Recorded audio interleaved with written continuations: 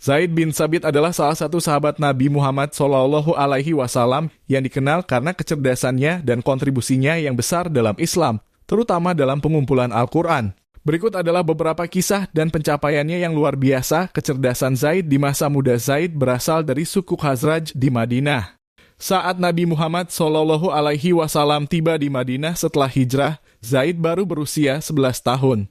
Orang tuanya memperkenalkan Zaid kepada Nabi sebagai anak yang cerdas dan telah menghafal 17 surah Al-Quran. Nabi sangat terkesan dan meminta Zaid untuk belajar lebih banyak. Zaid belajar menulis, membaca, dan memahami berbagai bahasa. Dalam waktu singkat, ia menguasai bahasa Ibrani dan Suryani atas perintah Nabi SAW agar bisa membantu menyampaikan pesan Islam kepada berbagai komunitas. Penulis wahyu Zaid bin Sabit menjadi salah satu penulis wahyu utama. Ketika Nabi Muhammad SAW menerima wahyu, Zaid bersama beberapa sahabat lainnya seperti Ali bin Abi Thalib dan Muawiyah bin Abi Sufyan bertugas menuliskan wahyu tersebut di pelepah kurma, kulit, atau batu. Peran dalam pengumpulan Al-Quran setelah wafatnya Nabi SAW. Zaid memainkan peran penting dalam menjaga keutuhan Al-Quran masa Abu Bakar As-Siddiq setelah Perang Yamamah. Banyak penghafal Al-Quran yang gugur.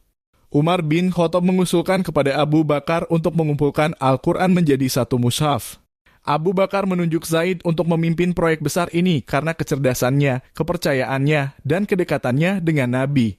Zaid bekerja dengan teliti, hanya menerima ayat-ayat yang disaksikan oleh 2 saksi.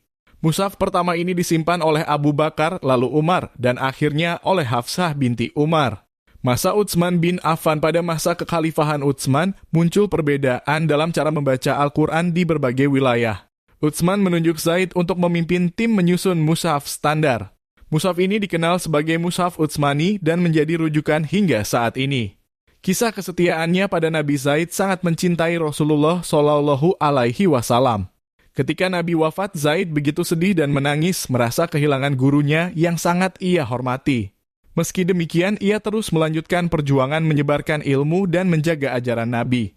Pelajaran dari kisah Zaid bin Sabit pentingnya ilmu, pengetahuan, kecerdasan, dan kegigihan Zaid dalam belajar menunjukkan pentingnya ilmu dalam Islam. Ia belajar bahasa dan menulis agar bisa membantu Nabi dan umat Islam. Amanah dan kepercayaan Zaid dipercaya untuk tugas besar seperti menulis wahyu dan mengumpulkan Al-Quran. Hal ini menunjukkan bahwa amanah harus diberikan kepada orang yang kompeten dan terpercaya. Komitmen pada Islam, dedikasi Zaid kepada agama Islam dan Nabi SAW adalah contoh teladan bagi umat Muslim dalam mengabdikan diri pada Allah SWT.